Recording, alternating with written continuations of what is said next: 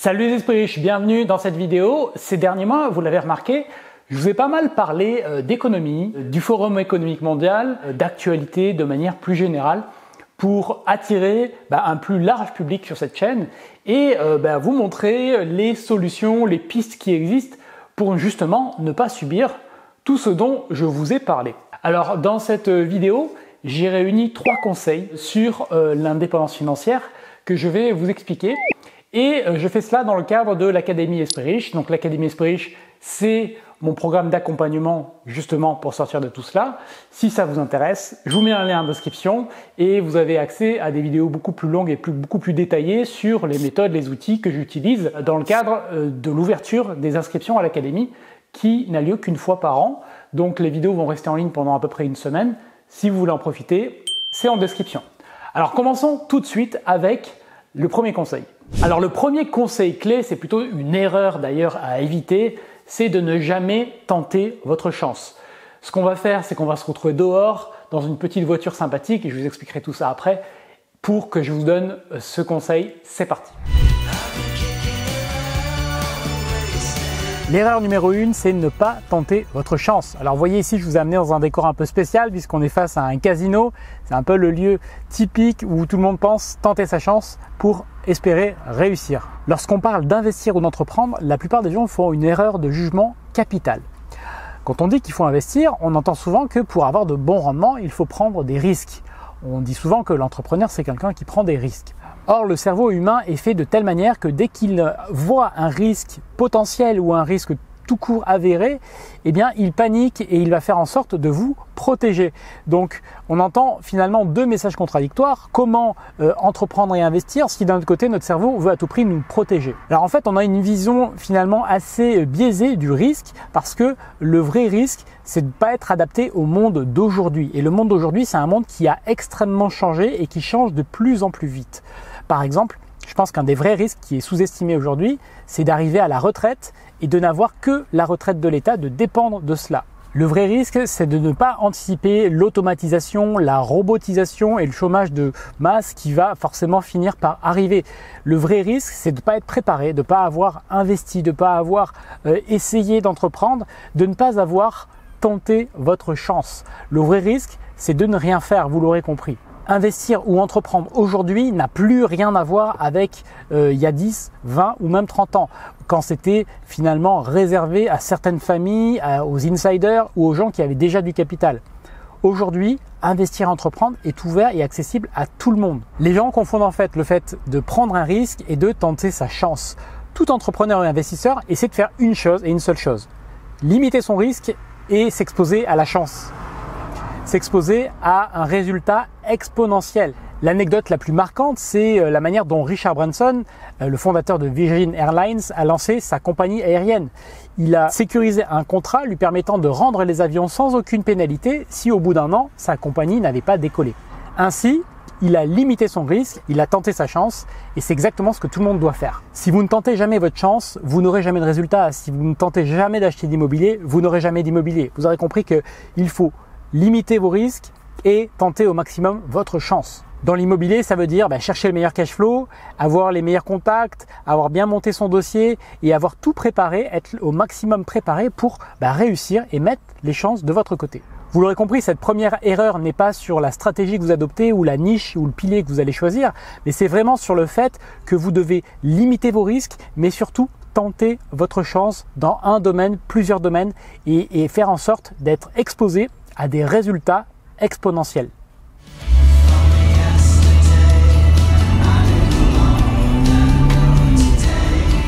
Can you take us to school, please? It's too small, sorry. Who is the car? I can't tell you. D'ailleurs, à ce sujet, les gens font souvent l'erreur de croire que pour investir, il faut être riche, alors que c'est précisément l'inverse. C'est en investissant que l'on devient riche. Je suis même l'exemple parfait que c'est faux. Je vous en reparlerai aussi juste après. J'ai même des membres évidemment qui en témoignent, comme Sabrina par exemple, qui a un petit salaire de fonctionnaire, Joël qui est retraité, ou la compagne de Christophe qui est aux alentours de 1600 € par mois. Donc c'est pas des gens qui gagnent énormément d'argent et ils arrivent à investir. Regardez. Que fais-tu dans la vie, Sabrina? Eh ben, écoute, moi je travaille dans la fonction publique. Je gagne environ 2000 € net par mois. Moi, j'ai la chance d'être retraité depuis 2 ans. Jeune retraité, C'est ça. c'est pas mal. Tous les biens que j'achète, c'est avec ma femme. Donc chacun, on gagne 2 000 € chacun. Plus on a une petite rente de 500 €, donc on a 4 500 € par mois. Je vous mets les liens en description si vous voulez voir les interviews en détail de chacune de ces personnes. La seconde erreur, c'est vraiment d'être à un salaire de la ruine. Alors qu'est-ce que ça veut dire? Ça veut dire que si vous n'avez qu'une seule source de revenus, et pour la majorité des gens c'est leur salaire, eh bien vous êtes à un salaire de la ruine, puisque généralement vous n'avez pas beaucoup d'épargne, vous n'arrivez pas beaucoup à épargner. Alors pour plein de raisons, hein, ça peut être le niveau des dépenses, ça peut être simplement les revenus qui ne sont pas assez élevés, surtout en ce moment avec une inflation qui est dingue et qui se retrouve sur l'alimentation et tout ce que vous consommez au quotidien. Et donc évidemment ça peut être difficile. Mais le truc, c'est que tant que vous êtes dans cette situation-là, vous aurez du mal à vous en sortir. Donc il faut démultiplier les sources de revenus. Alors je sais de quoi je parle puisque moi je suis parti de zéro, que je viens d'une famille modeste et que au départ tout ça me paraissait complètement inatteignable. Donc l'erreur ici, c'est vraiment de miser tout sur votre CDI qui pour moi veut dire maintenant comble de l'insécurité et de ne pas avoir d'épargne de précaution.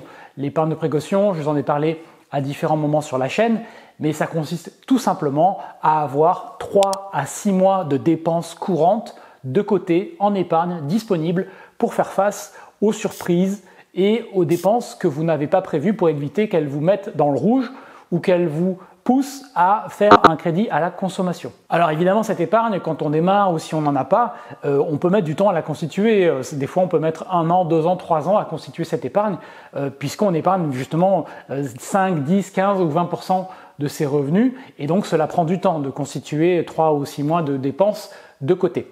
Mais là encore une fois, tout ce qui compte, ce n'est pas tant les montants que la direction et les habitudes que vous prenez avec votre argent. Ça c'est un élément déterminant.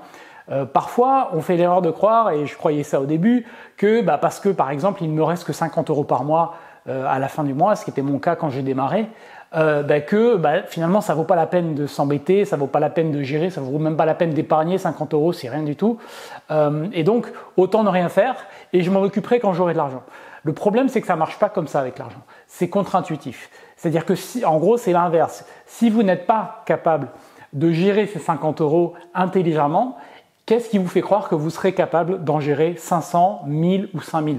Ça ne marche pas comme ça. Donc, il faut appliquer les principes qui marchent, même à petite échelle, même au début, parce que c'est ça qui va vous permettre de construire des habitudes saines, des réflexes sains et d'avoir l'état d'esprit qui va se traduire en action dans les décisions que vous prenez avec votre argent. Alors évidemment, pour ne pas être à un salaire de la ruine, il ne faut pas avoir trop de passifs trop tôt. Et ce que je vous propose, c'est de regarder cette séquence et vous allez comprendre le lien avec la première séquence tout de suite. C'est parti. Laquelle, d'après vous, est plutôt un actif, laquelle est plutôt un passif? Et je vais vous expliquer moi ce que j'en pense. Ici, vous avez celle que je conduis tous les jours avec les 2 sièges pour les enfants. C'est ce qui est le plus important. Elle est très pratique. Je l'ai payée cash parce qu'elle n'est pas très chère. Et celle qui est ici, c'est celle que je conduis de temps en temps et donc je ne la possède pas, je la loue quand j'en ai besoin. Mon côté Warren Buffett m'interdit d'acheter ce genre de voiture. Je peux très bien la louer sans problème quand j'en ai envie et puis au bout d'un moment, c'est vrai que c'est pas très pratique pour se déplacer avec les enfants. Donc ça c'est plutôt un actif qui va me servir à faire plein de choses et ça c'est clairement un passif que je ne prendrai pas beaucoup de plaisir à posséder mais que je prends du plaisir à utiliser de temps en temps. Alors un passif c'est quoi? Vous l'aurez compris, un passif c'est ce qui vous coûte de l'argent. C'est un petit peu comme une sangsue dans votre patrimoine. Typiquement, c'est la voiture qui est trop chère pour votre budget, c'est la maison qui est trop grande, c'est les dépenses quotidiennes qui sont trop élevées, qui nécessitent de l'entretien. Si j'achetais cette voiture, je pourrais l'acheter, mais si je l'achetais, ça me mettrait un boulet au pied. Ça veut dire que je vais avoir des dépenses programmées. Je pourrais me le permettre, mais ce n'est pas smart à mon avis dans ma stratégie et dans ma situation. Un actif, à contrario, c'est ce qui va vous rapporter de l'argent. Donc de l'immobilier, des loyers, des dividendes, des royalties, des entreprises qui vous versent elles aussi du salaire ou du dividende. Tous les systèmes qui peuvent vous rapporter de l'argent. La plupart des gens n'ont malheureusement pas d'actifs, c'est-à-dire qu'ils continuent d'échanger leur temps contre de l'argent, ce qui garantit qu'ils ne s'enrichiront pas malheureusement. Donc vous devez construire une vision où vous accumulez des actifs. L'idée c'est toujours de se dire Est-ce que ce que j'achète, le passif que j'achète, ne dégrade pas ma situation en tant qu'emprunteur pour pouvoir après emprunter, faire des projets immobiliers ou faire autre chose? Ça, c'est toujours une bonne question à vous poser. Donc l'erreur, c'est d'avoir trop de passifs trop tôt. Par exemple, si vous voulez une voiture, prenez une voiture que vous pouvez payer cash. Voilà, ça pose aucun problème, vous la payez, elle est à vous, vous en avez besoin, c'est tout à fait normal. Mais voilà, ne vous mettez pas avec un crédit qui va faire que vous allez devoir rembourser un crédit à la banque qui va vous coûter cher et qui va vous mettre en difficulté pour emprunter et créer votre empire immobilier. L'astuce ici, c'est de se dire, n'achetez pas la deuxième voiture avant d'avoir acheté le premier investissement locatif. N'achetez que des passifs qui peuvent être payés avec vos actifs. Voilà, si vous suivez ces règles, vous êtes sûr de vous enrichir puisque mathématiquement, vous allez avoir des actifs qui payent pour vos passifs et il va vous rester de l'argent pour faire d'autres choses. Et enfin, la dernière astuce, c'est d'acheter cash quand vous le pouvez. C'est-à-dire qu'en gros, si vous pouvez vous permettre d'acheter cash cette voiture, ça veut dire qu'elle est à la mesure de votre patrimoine. Si ce n'est pas le cas, visez un modèle plus petit ou trouvez un moyen d'accumuler du cash pour l'acheter. Ne recourez pas au crédit pour acheter des passifs, c'est une règle d'or. Alors oui, je sais que ça ne fait pas forcément rêver, que ça rentre pas dans les cases qu'un journaliste voudrait pour me classer en tant que multimillionnaire, mais oui, j'ai toujours mon scénic et j'en suis très content. Et bon, même s'il commence à avoir des voyants et des bruits bizarres, je vous le cache pas, après 8 ans, il commence à avoir des trucs un peu étranges, mais ça reste une voiture que j'ai pu acheter cash et qui fonctionne et qui en fait me permet d'avoir un tout petit pourcentage de mon budget qui est consacré à cette activité. Mais le principe de base, vous l'avez compris, ne pas avoir trop de passifs trop tôt, ne pas avoir des choses qui vous coûtent de l'argent, qui perdent de la valeur et qui sont trop importants par rapport à votre patrimoine ou par rapport à vos revenus.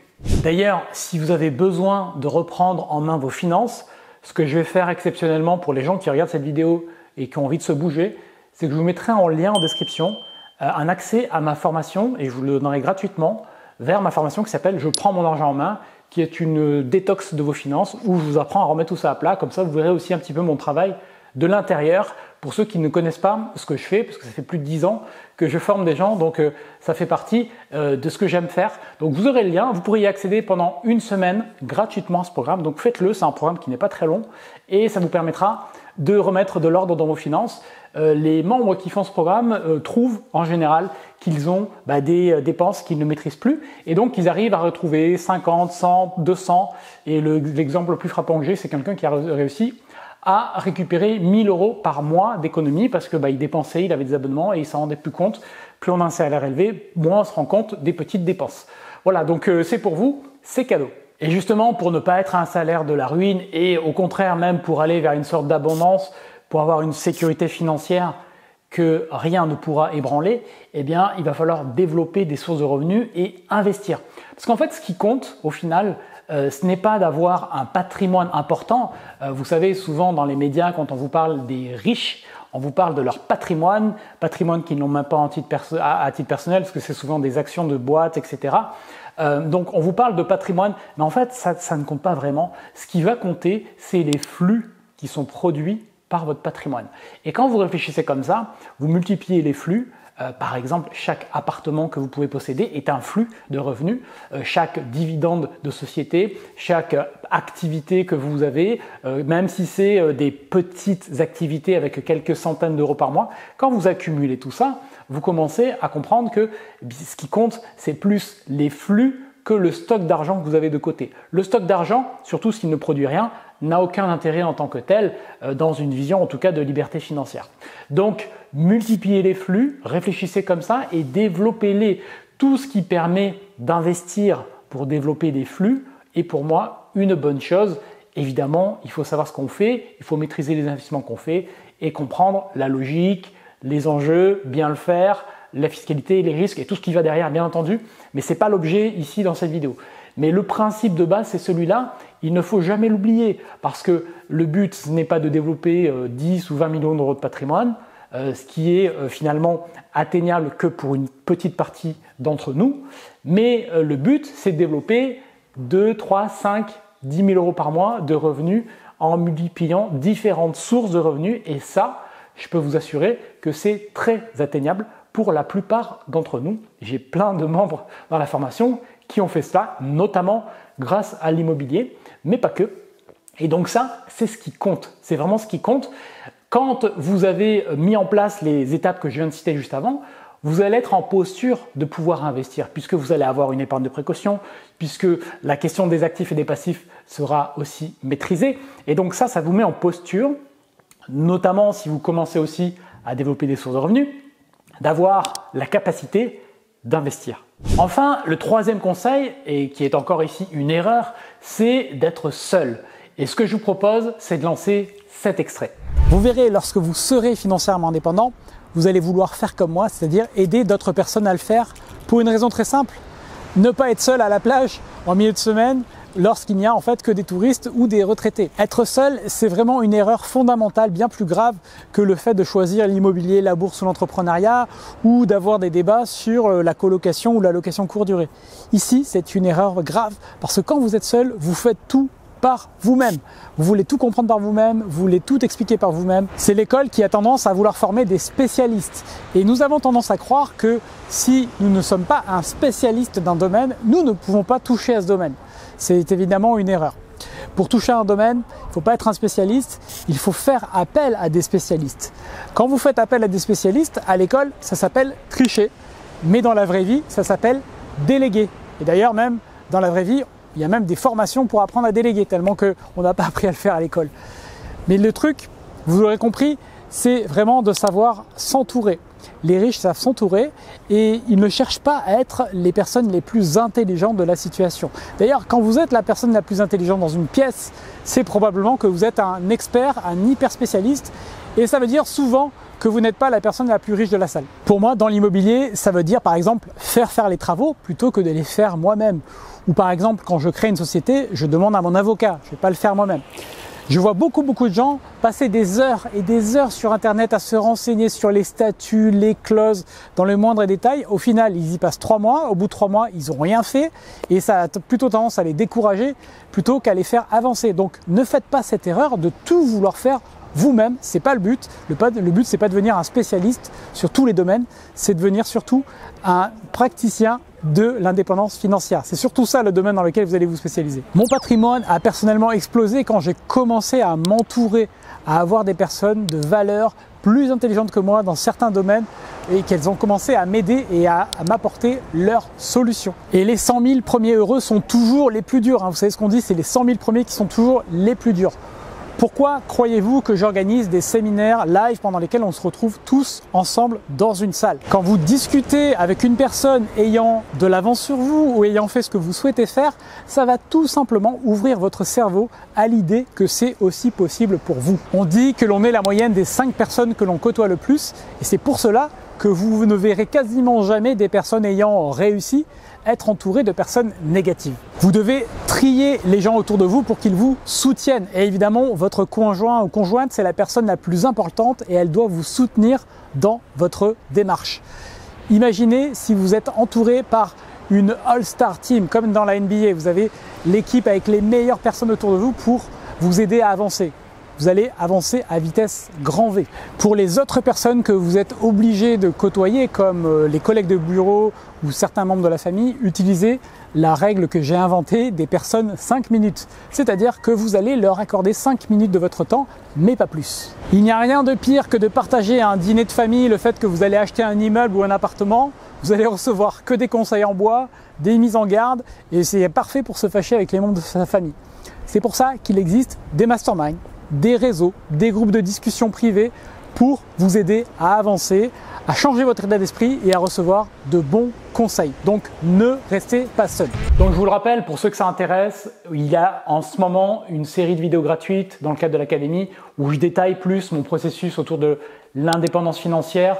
Je vous parlerai des compétences hautement monétisables. Je vais vous parler de mon système d'enrichissement. Tout ça, je vous l'explique.